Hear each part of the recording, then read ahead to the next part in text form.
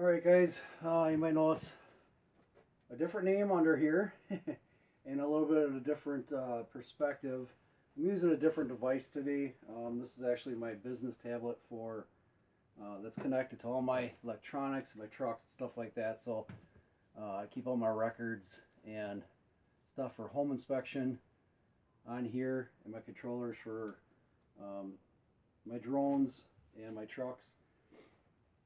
But on my other channel, the Tom Hughes channel, I spoke about an idea that I wanted for the No Name Nationals, as far as instead of people printing out channel business cards or individual business cards and handing it out to the other racers, because they're all doing the exact same thing, to create a paper trail of history for the event.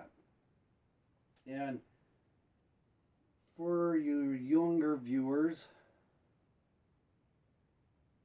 back in the day, collecting sports cards was really popular, especially in the late 80s, early 90s. There's probably 20 something different manufacturers that printed out baseball cards, football cards. We even had cards for Desert Storm, so for vehicles, helicopters, Humvees, each weapon system. Okay, it was anything that could be made into a card form was made. And thinking about that video, I remember that I still have my card collection. It's nowhere near like the value that things used to be. It was nothing back in the day to have, say, like a rookie card of a baseball player or something like that a couple years later, say like Mark McGwire or Michael Jordan or something like that, having their rookie card, and then a few years after they started playing pro ball or whatever, their cards would go up in value, depending on how many they printed out or how often they put them in a set of cards. You would actually buy just a pack of cards and then maybe have between 3 to 10 cards per pack for, say, like $1.99. Or you could go to like a sports card business and buy the complete set of one copy of every single card that was in that set. So as you were going through the checkout lines at different places or at gas stations or whatever, they always had the baseball cards, lined up by the hundreds, and you could pick them up. And it was even something later on that like Pokemon had the stuff, and now they still have them for other gaming system collecting cards, Dungeons and Dragons and stuff like that. So it's been around, but back in the late 80s, early 90s, it was the big craze. Everybody did it. I mean, it was nothing to just grab a pack, like Topps baseball cards for like 10. It was like 50 cents a pack. Okay, so if you had $1, you just grab 2 packs, whatever. Even the local police departments would hand out baseball cards of the home team. So like being in Wisconsin with the Milwaukee Brewers, if you were out playing in the street, tossing a football back and forth or whatever, and a police officer drove by, and you kind of wanted to check on a neighborhood, you'd see the neighborhood kids and drive up and be like, "Hey, you guys want some, want some baseball cards?" And you'd pull out, Milwaukee Brewers, Robin Yount, Paul Molitor, some of the more famous, Milwaukee Brewers at the time, and you'd be excited, like, "Hey, yeah," because they're fairly popular cards to get that were worth a little bit of money, and you were getting them for free. And they would ask questions like, is it quiet in the neighborhood? Is that exchange of information, whatever, and just to get to know you by face, so you got to know a little bit of the police officers, whether it was good or bad. But now, for a short time, I'm going to actually see what year this was that they did this. It was 1995. Licensed product, the Entry and Winston Drag Racing, Action Packed Incorporated. They made gold foil.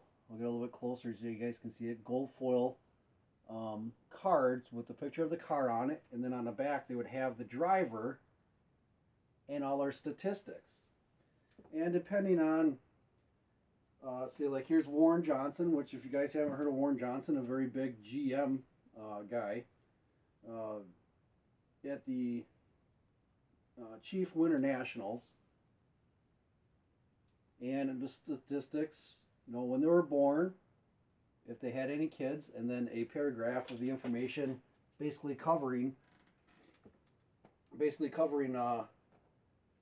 their information. Here's one I know is probably worth a little bit of money today. Here's a Wendy's sponsored hamburgers, who was actually John Force. How many people know that he was sponsored by them before he was sponsored by GTX Oils? No, see, I wouldn't have known this information unless I really knew the history of drag racing and kept up from year to year. It says John Force took his first funny car success in 1979 when he drove the Wendy's Hamburgers Corvette to the runner-up finishes at the NHRA Cajun Nationals at Baton Rouge, Alabama, and the NHRA Summer Nationals at Englishtown, New Jersey. Those performances helped boost the something or other one, I can't read it on the card, one into the top 10 Winston points, 8th for the first time in his professional career. Again, this is printed in 1995, so I can guarantee, because this is a precursor to his popularity, this would be kind of like a rookie card, so it's worth a little bit more money to collectors. Now the very next card, who do I pull up? John Force, now after getting his sponsorship. So in 1995, they covered the historical aspect all the way back to 1978 to his number one funny car, sponsored by GTX Oils, Castrol GTX. Born May 4th, 1949 in Yorba Linda, California. His wife's name is Lori, daughters Andrea, Ashley, Brittany, and Courtney, which those names should sound familiar today because they are now the Top Fuel points contenders in Top Fuel drag racing. The Force team specifically. They don't only do this for drag racing. They did it for Hall of Fame entries. Here's one for Bobby Labonte for NASCAR. Holographic. So everything goes differently. And the lower number produced cards were the gold foil cards. I have one here that years ago when I actually did price these out, you could actually buy a price guide book every quarter of the year or multiple times a year. They'd actually come out and show you the demand of that individual card and what the prices were going, say like auction or exchanges or anything like that. Last time I checked this, this card was worth $5 by itself. So that's just this little piece of cardboard, and it was for the number 3 Top Fuel dragster, Corey McCaughlin, who was sponsored by McDonald's. And it got signed. Okay, and so in 1995, I must have been at this event, and I actually got that card signed, and it was worth $5 before the signature. That's why it's in a protective sleeve. But without pulling it out, Corey Mack made a seamless transition from owner to driver to a hired gun in the 1994, winning twice the McDonald's dragster owned by Larry Miner. Corey finished third in the NHRA Winston point standings. In qualifying, he was unstoppable at number 1 in 6 races, the most of any Top Fuel driver in 1994. In 1995, Corey is part of the 3-car team owned by former NFL coach Joe Gibbs. With sponsorships from McDonald's, highlights, quickest side-by-side Top Fuel race in NHRA history, driver Bernstein finished at a 4.720, and Corey had a 4.790. In a prestigious Budweiser Classic, Corey finished in a runner-up position to Shelly Anderson, and it's the 1995 Top Fuel car McDonald's dragster. Let's see here, I did that one. Here's one for Mr. Bernstein. What was this? Bolger. Gary Bolger, who raced out of Illinois. He was sponsored by Pontiac and the Pontiac Firebird. Okay, those are just a few of the examples that I had on top of the list. So my suggestion was that instead of producing business cards for the No Name Nationals to be handed out between all the participants and the spectators that come in, it costs the same amount to actually have a trading card printed as a business card. And a lot of times you can even go online and order them, so you can design your own thing, put your pictures on it, whatever. Put a little bit of information about yourself, like where you're from, the car that you're racing, the engine combination. You don't have to give like the actual address, but you can say like hometown here or whatever. Then you can put in the comments of like your YouTube channel name, and even if YouTube changes, like American Online changed to different venues over time. Excuse me. You have a paper record copy of the event to hand to somebody, or as a collector. Everybody that's at this event, it's the first one. So the more trading cards you get down the road, say if the event starts to grow and get bigger and become more regional, you then can go to those events if you're still in a racing or whatever and be like, I was there. I was one of the first ones. And then those individuals can create cards and name the year that they were there and the location, whatever venue they're racing at. Maybe like your quarter mile times, what your best was for the day. I thought it was just a good idea, and the more I thought about it, it'd be really cool to do it. Now, you think about any other big event that has happened, whether it be a Super Bowl or NBA playoffs or a war, like a Desert Storm or anything like that, having a business card, it's a little piece of history that can just be tucked away in a corner that really doesn't take up a whole lot of room. You don't need a whole big shop or a garage to store the car over time. You don't need to put a car in a museum. You literally have a piece of cardboard that's the size of a credit card, and you can put it in plastic sleeves or jackets, to protect them. And then for kids that go to those events or whatever, if they somehow get a hold of your card, or if you're handing them out at that event, limit how many you hand out. Say you get 100 printed for $25. Okay, $25, you get 25 cards. And you save that for the kids that come in and are excited to see your car and are like, hey, I really want to see you run. You then can either give that to them to the race, and then afterwards, if they come back around in the pits, they want to see your car again and give you a high five or whatever, you then take your card and sign it. Now, are they going to necessarily create value books, that everybody can pull out and say, hey, I've got this card, how much is it? Is it 5 cents or is it worth $25? But you have a paper record and a digital record of you being at the event for down the line when other people are around, and they can look back and say, oh, who was all there? Who was at Woodstock?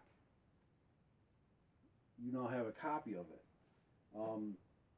So just an idea. I'm thinking about possibly doing that. I'm going to obviously wait to have them printed. It doesn't take long. For my print shop, it usually takes about a week and a half. I'm going to wait until the race car is done, and I'll take a picture of, like, in my suit, in the car, once it's painted and, clear coat and everything like that, getting ready to go down to No Names with basic information on it, and save, say, one for each one of my kids, and have that and just see if it catches on. How much is a Babe Ruth, baseball card worth today? Not to say that I'm going to be some superstar or anything like that, but you can say I was one of the first ones there. So with that, when I mentioned it on a live a few nights ago, it didn't really catch any traction from John Wilburn or anybody that was on that live that night. But for you that weren't on that live or caught my video and I talked about it, I'm specifically making just this one single video with this device just on that, just with that idea. Along the lines of that, for Jim Bennett, who has passed away, at the burnout competition, I talked about that. When the smoke clears, the engine shut down, the moment of silence that I'll set aside to remember, racers that we've lost and friends that we've lost with the No Name Nationals or whatever. That'll be the moment. This entire extravaganza for me, to compete even in the No Name Nationals at all, is kind of a dedication to my brother that I lost last year in May. So some of the components that are going into the car were actually his. As a matter of fact, the engine was actually his. So it was something I'm just pulling apart, rebuilding it, put it in a race car. My older brother and Brad's dad were in the service together, so they had a long time connection, and they were mechanics.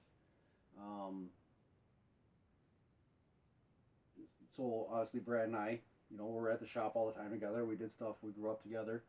One of the last activities that my brother did before he passed away is he actually went and saw Brad race at the local track, which wasn't out of the norm, but it was one of those very few times that he actually stuck around after the races went down the pits and talked to everybody. So there was just something about the last few months that he was alive that he really made a lot of really good connections with the family. We really got close. We were doing a lot of things together. He spent a lot more times with my kids, so he was Uncle Terry. So it's kind of my own way to remember my entire life of being raised with him teaching me things of, his favorite engine was the 413 Chrysler engine that was in a flat front truck that he used for over-the-road towing. And he would go out to the West Coast all the time through the mountains, and 80,000 pound load, he was pulling it with a 413. Okay, it was probably underpowered compared to everybody else, but he knew how to drive the transmission to make it and accelerate over the other trucks that were having problems or overheating, and he did it successfully. He then had multiple different Chryslers over the years.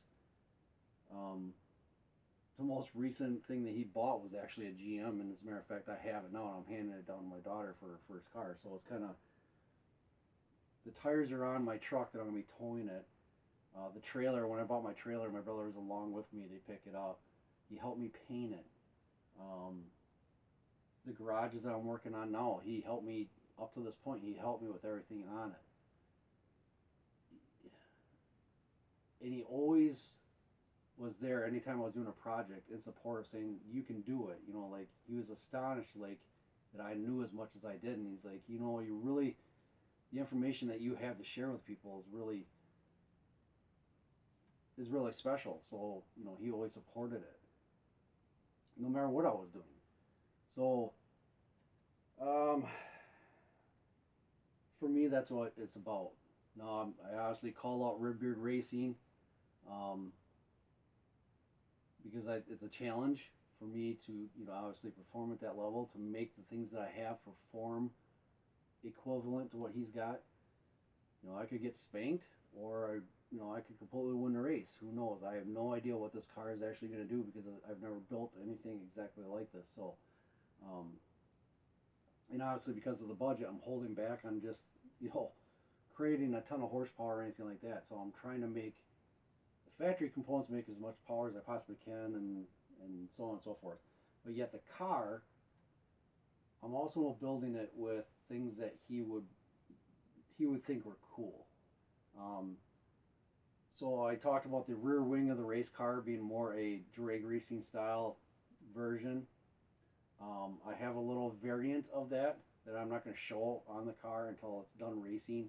As a matter of fact, the reveal of the race car Friday morning at the No Name Nationals is all going to be directed towards a reveal to the public, and also of, I can imagine my brother standing there and seeing the project come out for the first time. So it's a little bit emotional for me, but that's that's gonna be my way of kind of finally saying goodbye, um, because I haven't really done that yet. Um, I'm just now getting emotional, about him passing. It's been almost a year, so I've tucked it away for a long time and kept really busy. And with this project, every tool I grab, pretty much, it's a tool that I use with my brother. So it was, um, I'm working on the car that we watched and supported and built years ago. You know, everything is just it's all coming together with this one thing. So it's not going to just be a fun go down there and party for me. I'm going down there to be competitive, do the best I possibly can with what I have, and to just do it and let it be just that. Just let it be just a race. That's not a big deal. Um, that I'm doing it as a last kind of thing um, for my brother. So with that, um, sorry to get all choked up and everything, but if you guys want to exchange, I'm gonna get some I'm gonna get some cards made up. Um, see how it goes once the car is painted, um, and I'll have them ready. So if you guys have kids or other subscribers that are more common to my other channel under Tom Muse, if you've commented on my videos quite a bit, I consider you to be like my VIP responders in the comments or whatever. I'll have a card for you if you come and you're either a spectator or a participant.